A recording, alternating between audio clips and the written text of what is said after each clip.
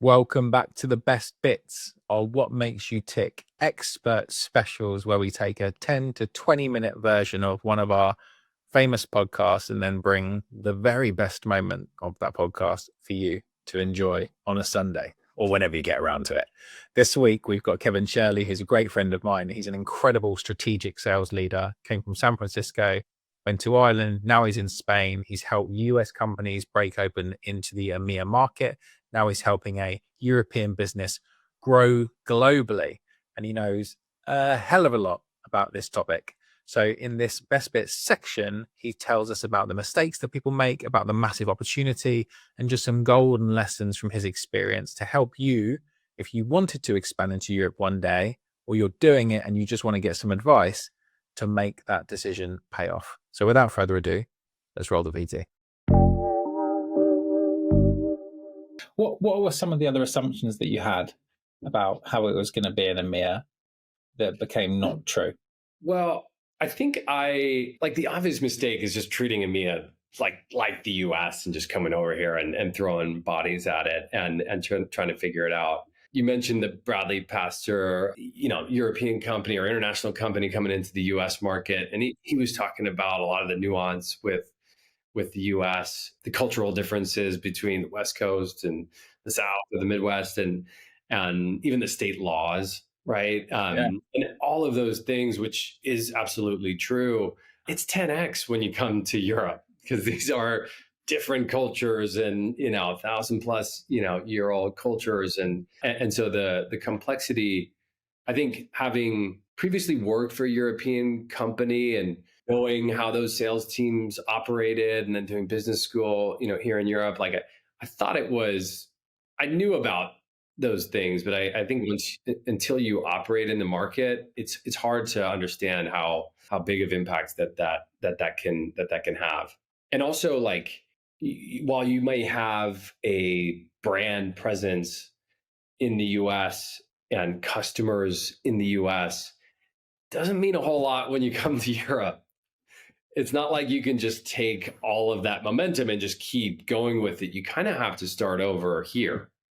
You know what I mean? If you've gotten to X, tens of millions, just in the US market, and you think everyone knows about you. When you come to Europe, and they don't, or you don't have the European customers and you don't have you kind of have to come here and start over. And I think what Udemy did really well early on was get senior marketing resources here in Europe that built a team. And it was small but mighty, but they did so much from that brand perspective, which it's hard early days because you don't see the ROI on it. Sure. And, when I came into the business, I was working in our commercial segment, which was at the time under 2,000 employees.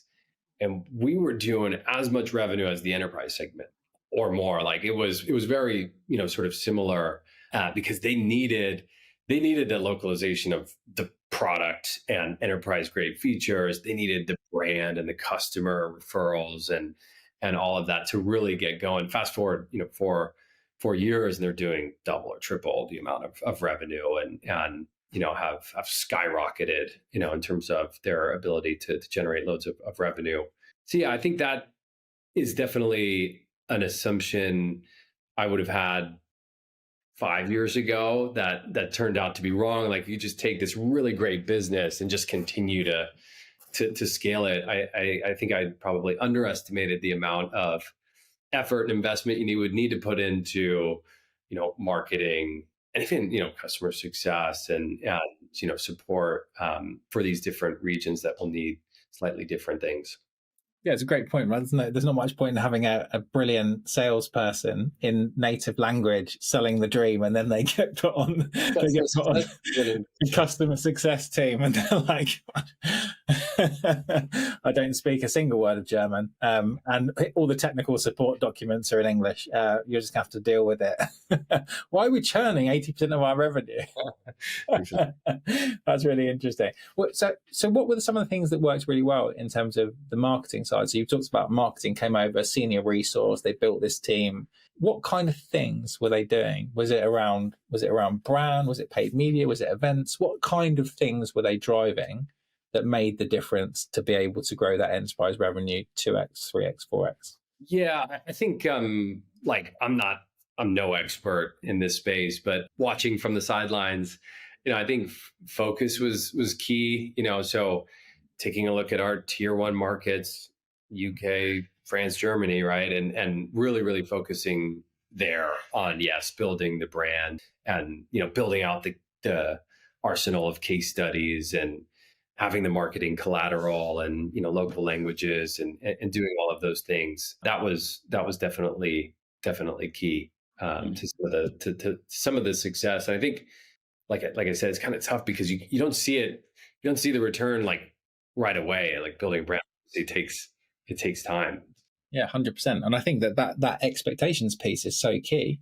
So you talked about your ability to talk in a way that's going to resonate with your kind of HQ team, who are still based in Silicon Valley and the wider US, is key. And I think a big part of that is if you get the expectations wrong, either in terms of what you promise you can deliver or what you accept that are the targets, it could all go really horribly wrong. And a plan that is actually building really well, and it is going to continue to build, and you're laying those foundations and getting the right people in place and getting them up to speed and doing the enablement. If you don't have enough runway and decisions are made to just cancel it, I've heard stories, Bradley mentioned it on his podcast, I'm sure you've got a few, of companies just going, right, cool.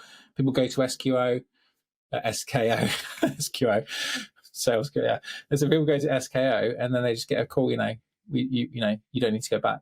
And it's like, what? The plug just gets pulled like that in an instant, because they're going, well, look, the investment required to go and do this is so big, and we're just not seeing the ROI. Let's go and put our chips where we can see return much quicker. What's your experience of that? This whole making sure the expectations are set, so there's enough runway and also enough clarity being fed back that people do know where they stand and do know if things are on track or off track. Yeah. I think an important part of Udemy's success in this regard is having people in HQ that have had global experience. Yeah, sure. And that doesn't exist for you.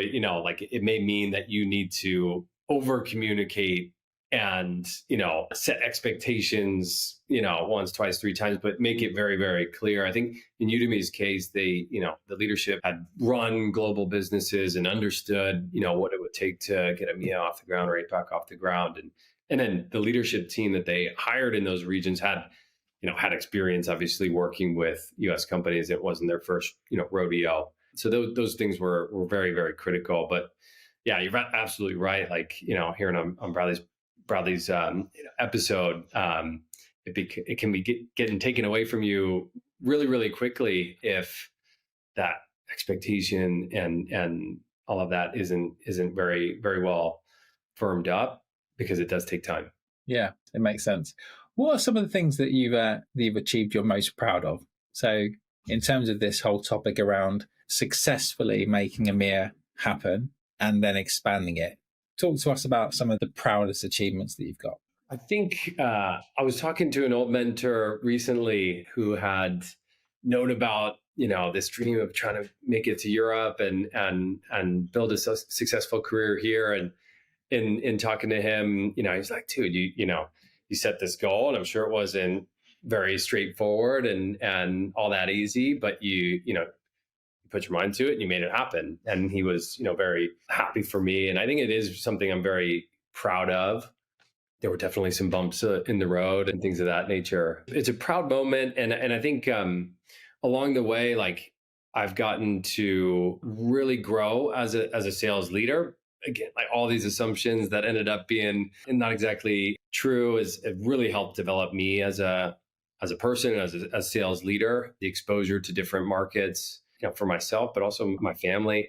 We ended up having our third kid in Ireland, and then our fourth kid in Spain. So we've got, I've got two from San Francisco that were born in San Francisco. One was born in Dublin, one that was born here in Spain. So I think it's afforded me a really rich, like cultural influence on the family. Yeah.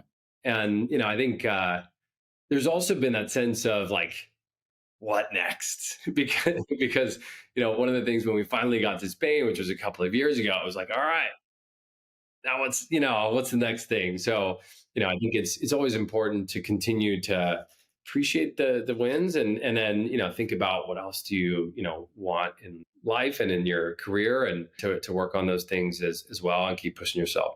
I love that. I think so many generations worked in a place and lived near work because you had to go into work, all the time to keep your job. And most people did keep their jobs, right? It's not like a really common thing throughout history that people would get fired and get riffed and change jobs as often as they do.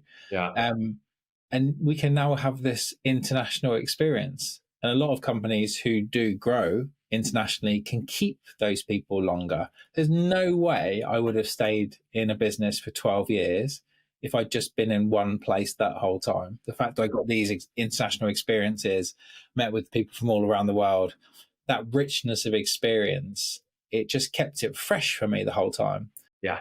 I haven't got the legacy of the family side, which makes it even more interesting. The fact that you've got, children, depending on their various level of sporting ability, could play for anyone in the Olympics. You're not quite good enough the US track and field, but you've got a chance of being in the Irish track and field team. Yeah. It just makes it so fantastic. I mean, I just love this topic around the fact it's afforded you this completely different life than if you'd had to stay in the US, in San Francisco, to just keep your job and keep your security. I mean, that's such an amazing thing that this has allowed you.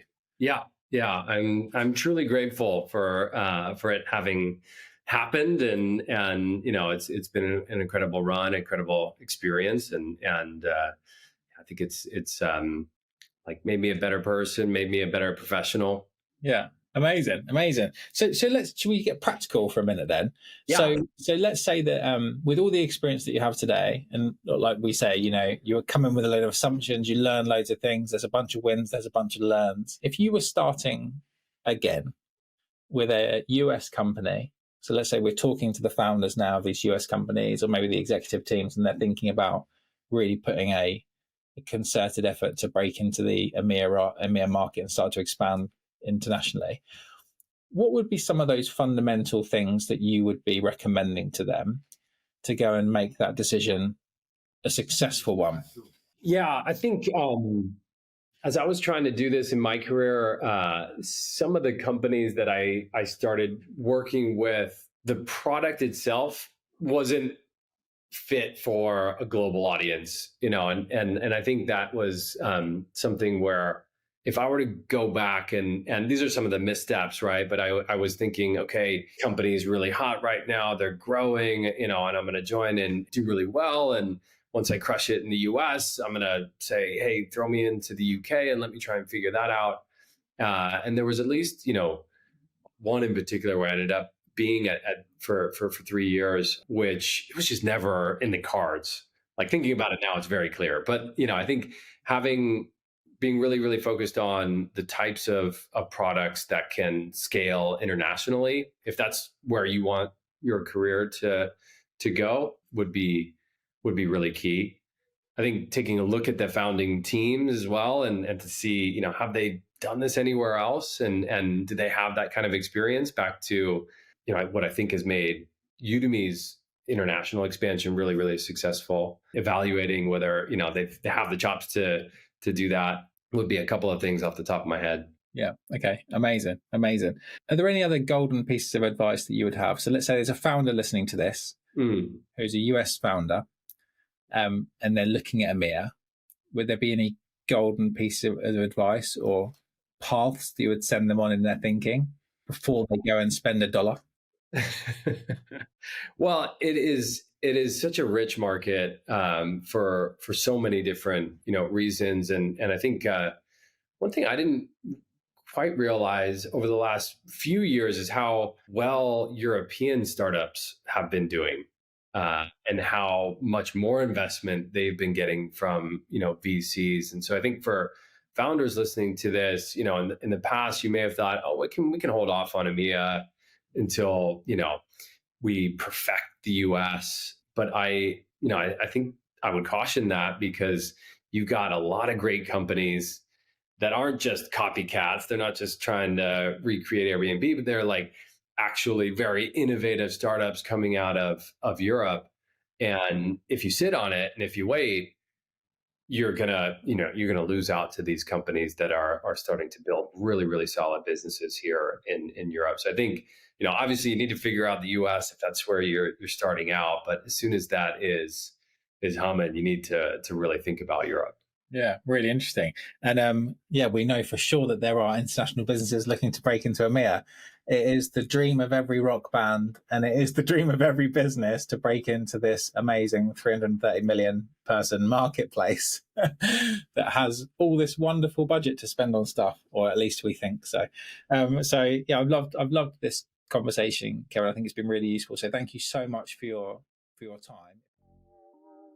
Thank you for listening and watching this Best Bits short. If you like this, tune in next Sunday for our next special part of our favorite episodes. And if you love the main podcast, every Thursday we introduce you to a new virtual mentor so you can hear their career story and answers to the biggest questions in tech.